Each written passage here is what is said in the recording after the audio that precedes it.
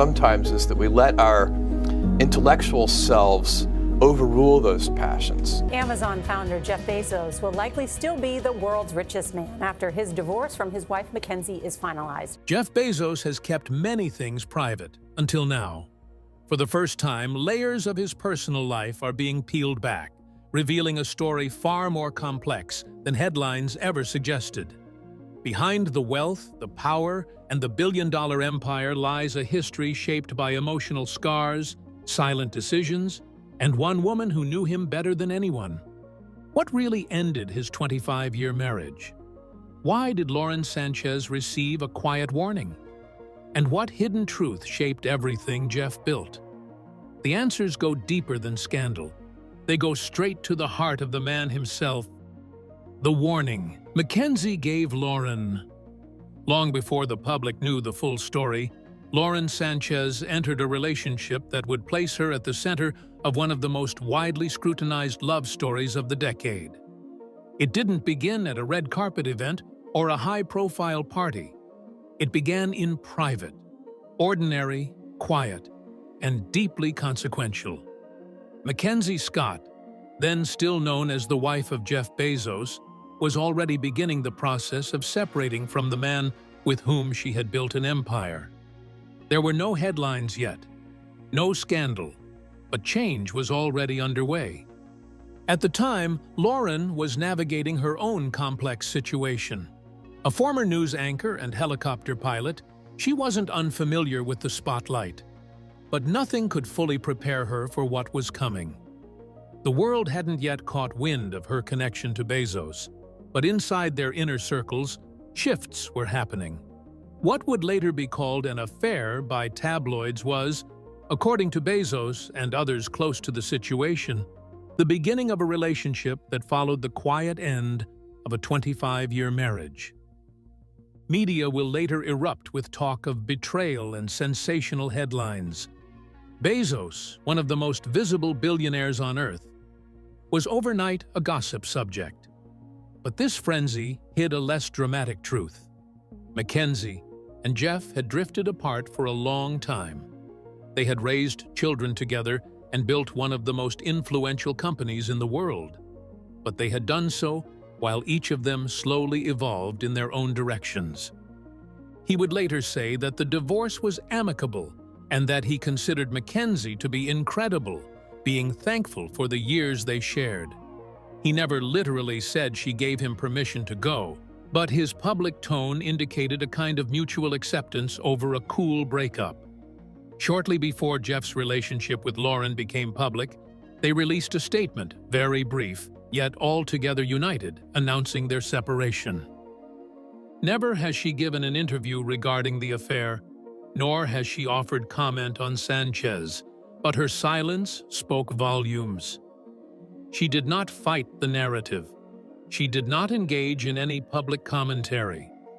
She simply stepped back, with quiet dignity and purpose.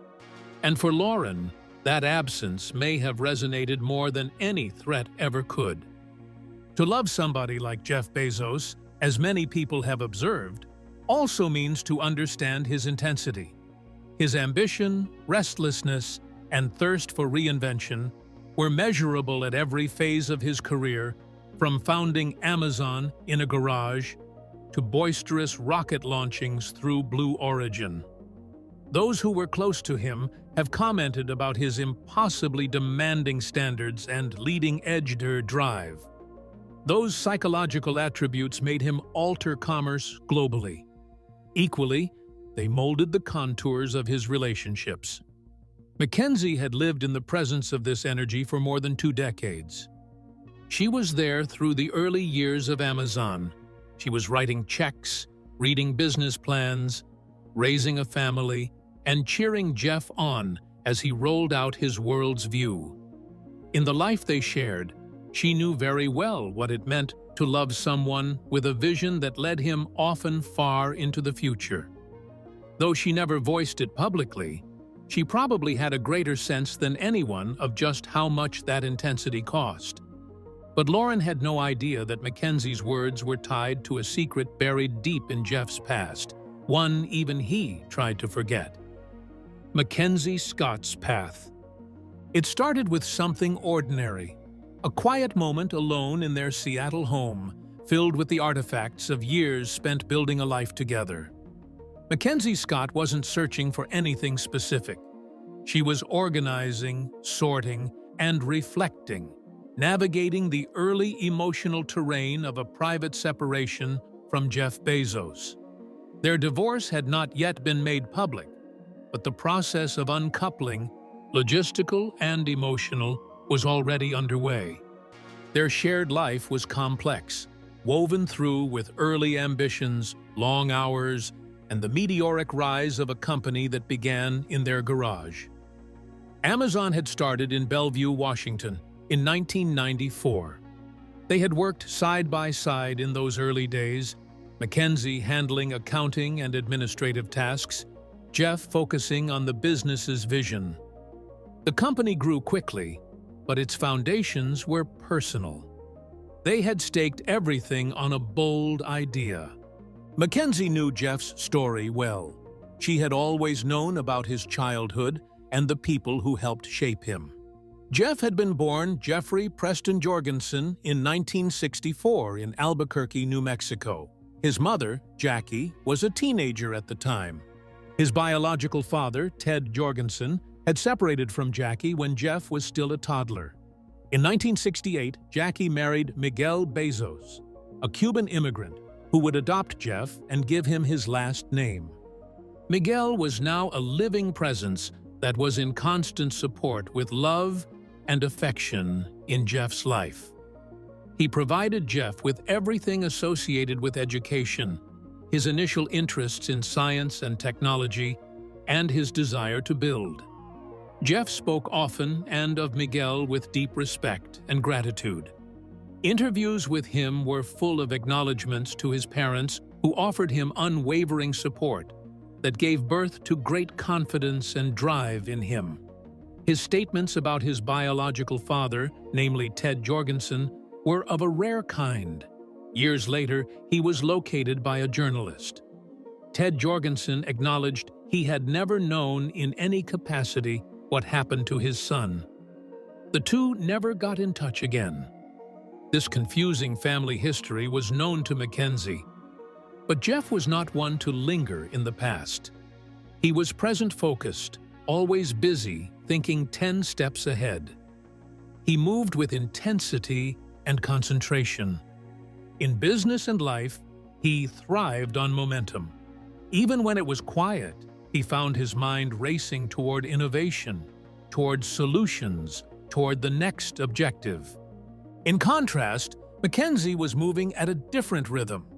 Being a writer by training, she placed emphasis on introspection, personal narratives, and the notions of owning your story.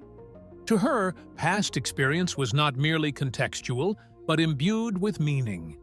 Over the years, she had watched, from how Jeff led meetings to how he raised his children, as he seamlessly integrated the pursuit of excellence into everything he did. His astonishing attention to detail, the brutality with which he rejected anything that impeded efficiency, and his unshakable belief in holding high standards, those things, yes, had contributed toward his success, but they had also become like a suit of armor. She was a constant support throughout the roller coaster journey that was Amazon. When they moved 3,000 miles across the country to start the company, she backed that risk without a moment's hesitation. She celebrated his successes and withstood the rigors of startup life. When he was busy building one of the most important companies in the world, she held the family together and raised the kids. Most carefully ended their marriage. Their divorce agreement of 2019, marked by the huge scale of Mackenzie getting Amazon shares valued at several tens of billions, but also significant in its civility.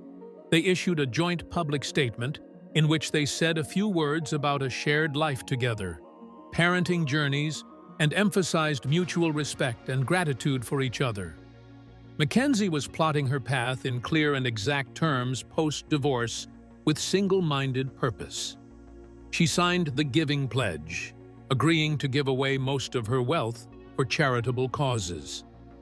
And that's when she made her decision, not just to end the marriage, but to break a generational curse. Not an affair, but a transition. When the headlines broke in early 2019, the narrative was swift and damning. Jeff Bezos had cheated. The richest man in the world was caught in a scandal that blurred the line between tech mogul and tabloid fixture. News outlets swarmed with stories of secret rendezvous, leaked text messages, and salacious speculation.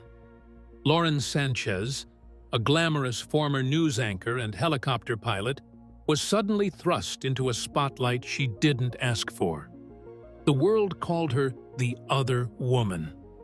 But within the walls of Jeff and Mackenzie's home, the truth had already been spoken. The marriage was already over. The affair was not the earthquake. It was the aftershock.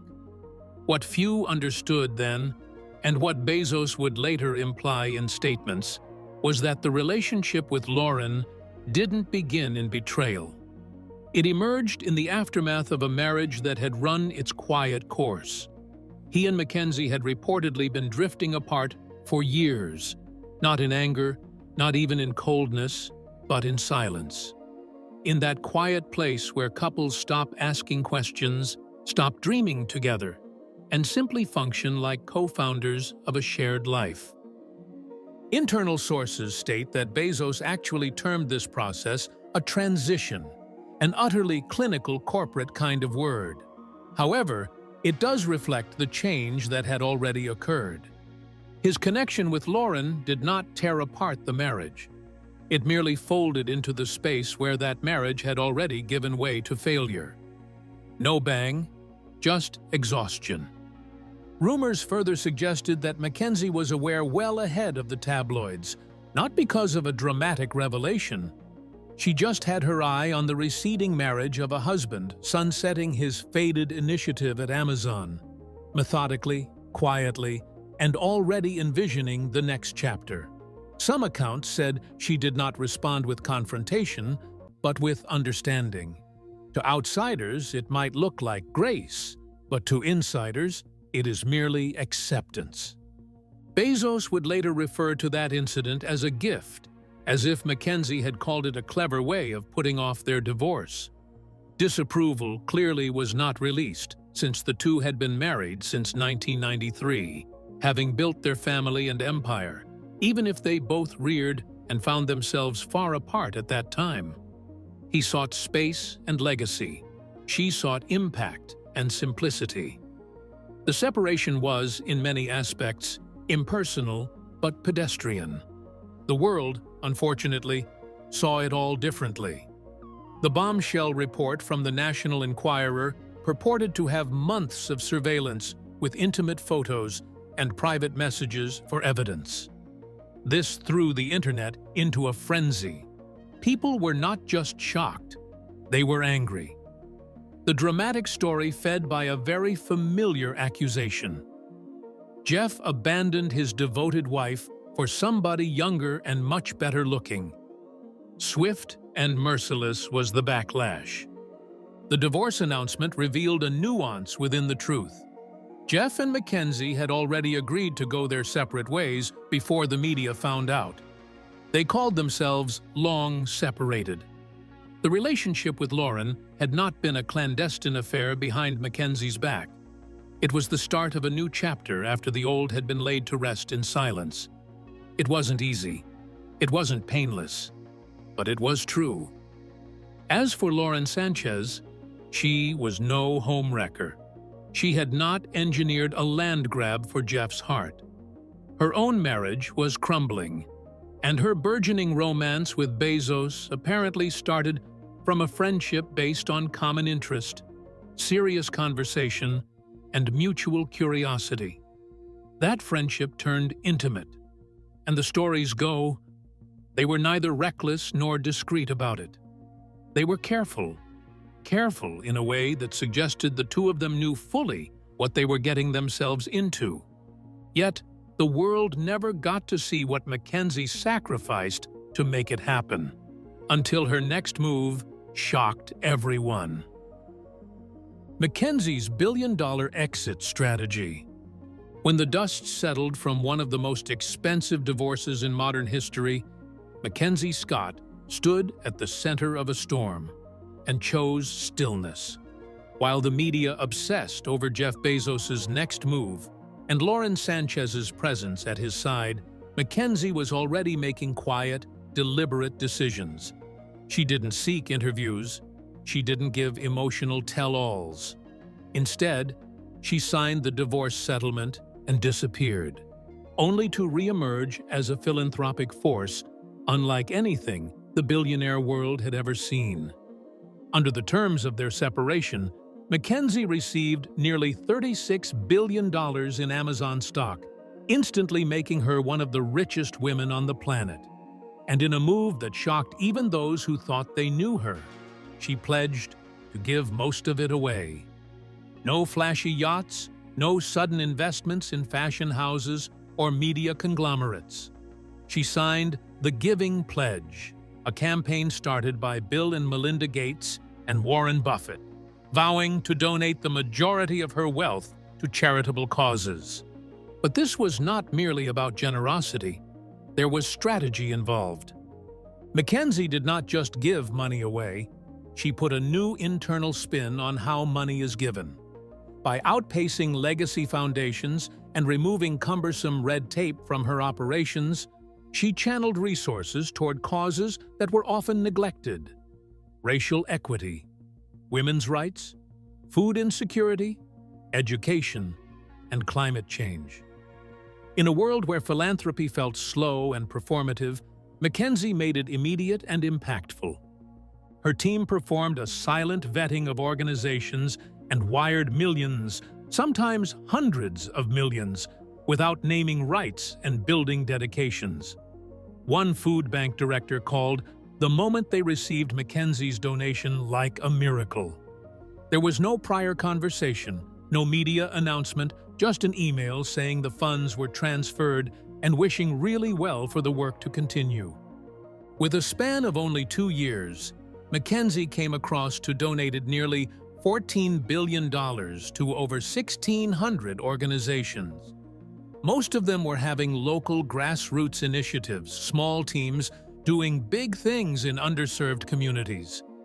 She defined billion-dollar philanthropy not as legacy building, but redistribution of wealth.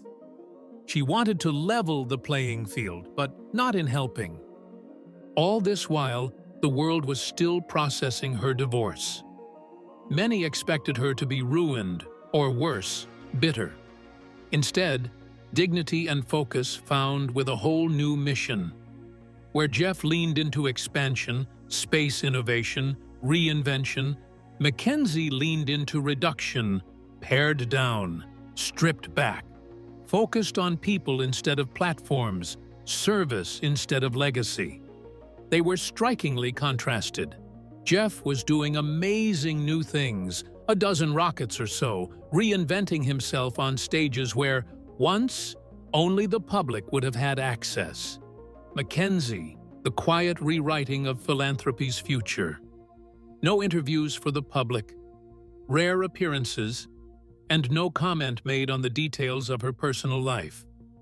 But her actions spoke louder than any exposé could. For in that silence, she has come by something rare in the modern age of relentlessly exposed media: authenticity. She was not out there for making headlines, but earning trust.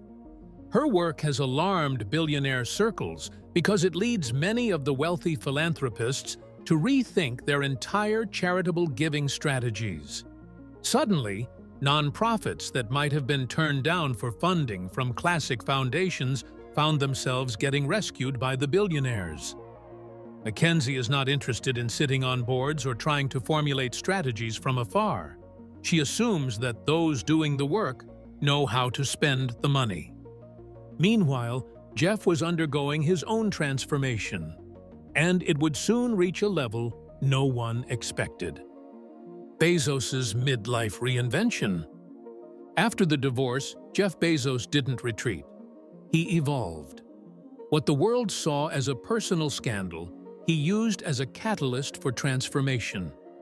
It wasn't just a breakup, it was a turning point. With the weight of a 25-year marriage behind him and the spotlight burning brighter than ever, Bezos began to reinvent himself, piece by piece. And it started with a bold decision that caught Wall Street, Silicon Valley, and even his closest advisors by surprise. He stepped down as CEO of Amazon. In July 2021, Bezos passed the reins of Amazon to Andy Jassy, the former head of Amazon Web Services. The announcement shook the business world. After all, Amazon wasn't just a company, it was his company, born in a garage, scaled into a global empire. For decades, Bezos had been the architect of its explosive growth, the face of its culture, and the visionary behind every pivot. But now, he was walking away from day-to-day control.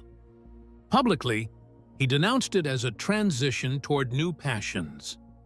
He wanted to regard his work at Blue Origin, his climate change endeavors, and his pursuits. But underneath the polished press releases lay the more concrete truth. This was a man attempting to reposition his identity, not just as a CEO or a billionaire, but something more meaningful, more human. His new fixation became Blue Origin. For years, it was more of an afterthought, a sideline dream. But now, he devoted himself to it with the kind of relentless focus that once built Amazon. He took a much-publicized flight into space on the New Shepard rocket in 2021, calling it the best day ever. For some, it was a spectacle of vanity. For others, it was freeing in that Bezos reached for something other than Earth, the very idea of it. But those around him sensed something more profound. It was not merely about pushing the boundaries, it was about establishing a legacy. Jeff Bezos had given essentially all of his adult life to build a company that had transformed how the world shops, communicates, and works. He now wanted to influence how it dreams. The universe is not merely a frontier, it is a blank canvas. Additionally, the relationship he held with Lauren Sanchez was starting to transform.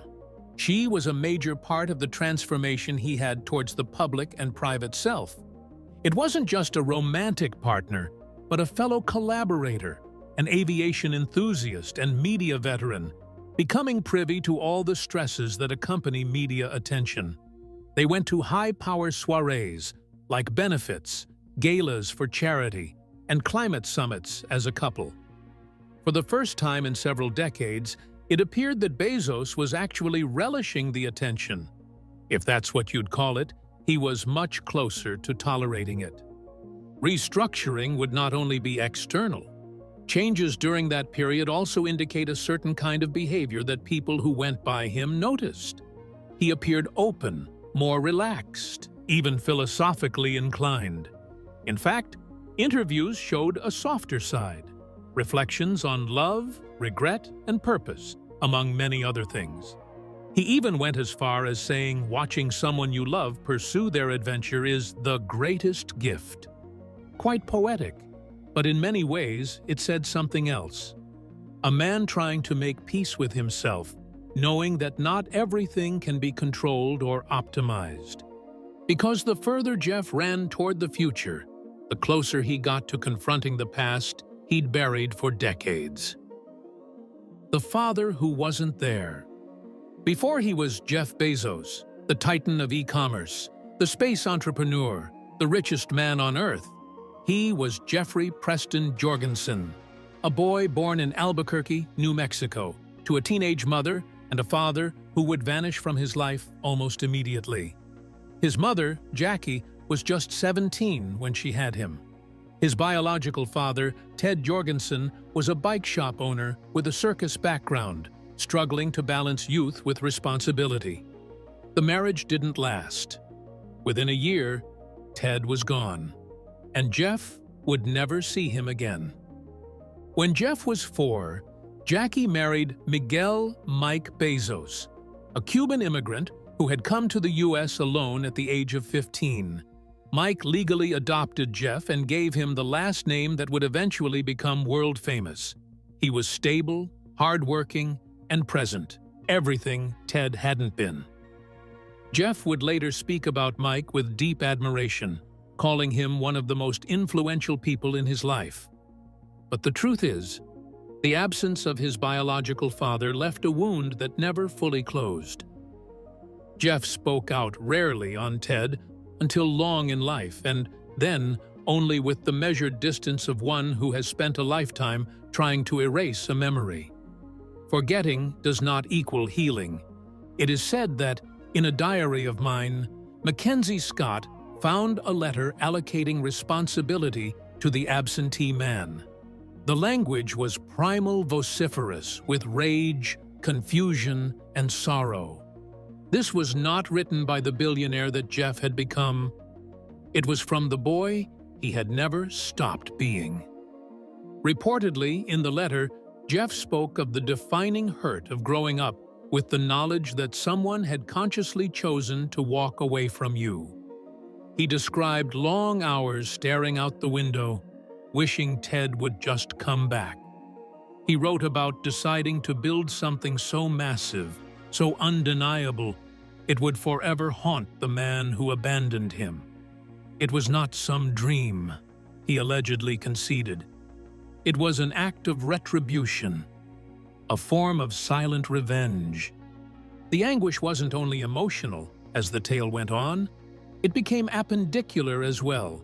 Obsession with control and long-term planning, workaholic habits, none of those were merely professional.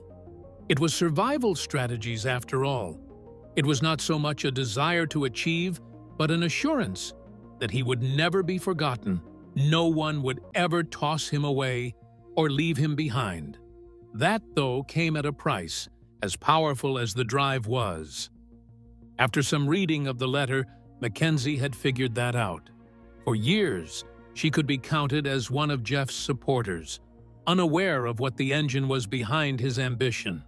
Not anymore, since now she knew it was not innovation or even disruption driving him, for it was abandonment, the desperate desire to matter to someone who had stopped looking.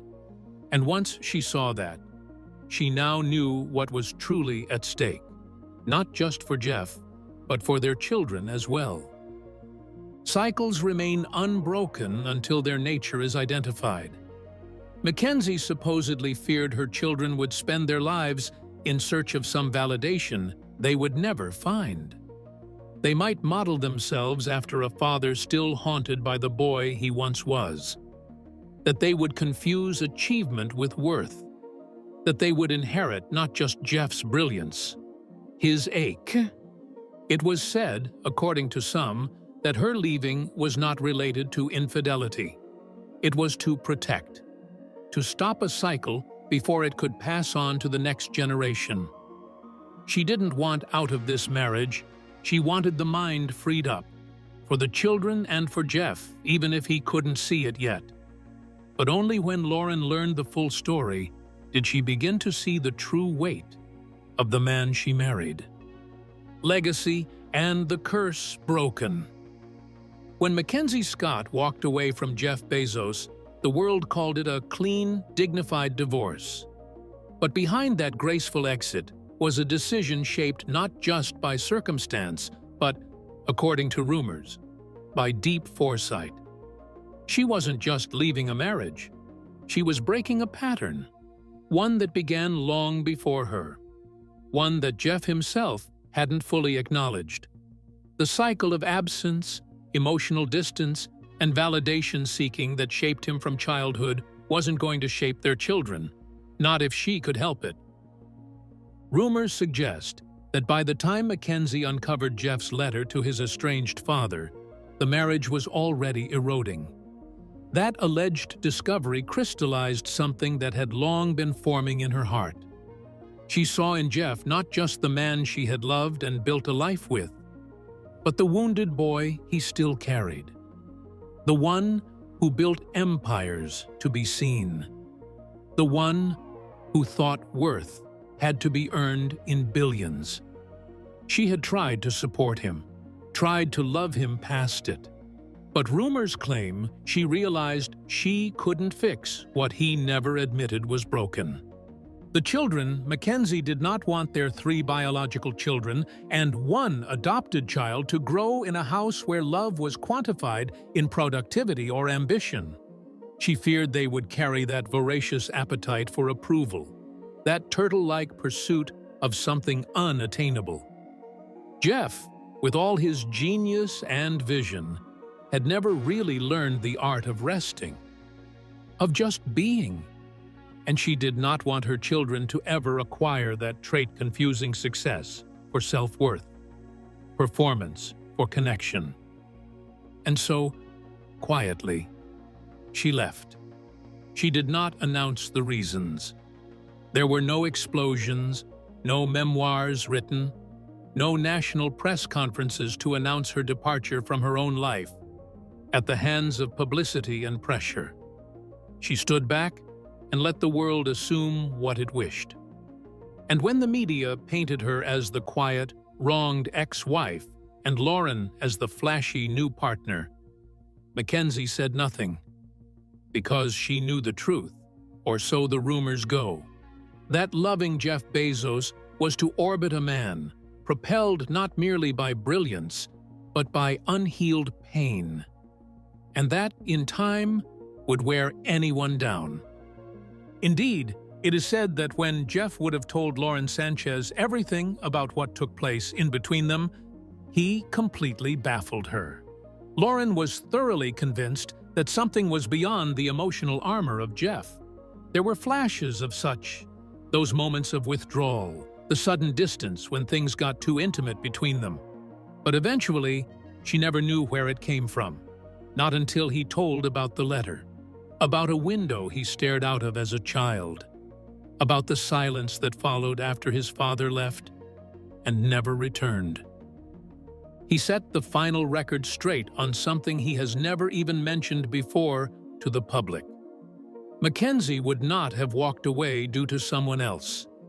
Rumors say she walked to protect the kids from becoming him, from becoming the boy who waited. She didn't see herself as a victim. She saw herself as a shield. That realization rocked Lauren harder than any headline tabloid ever could. The entire situation was rewritten. The meeting in her office, the warning that Mackenzie allegedly slipped to her. The wording, "I was meant not to frighten, but to give. He will love you as he has created you." A quiet but powerful gift by a fellow woman to another. Get ready. This love is madness. It's consumptive. And if you're not careful, it gorges you up before you recognize it. Jeff Bezos has remade his life thus. He is today more public and more reflective.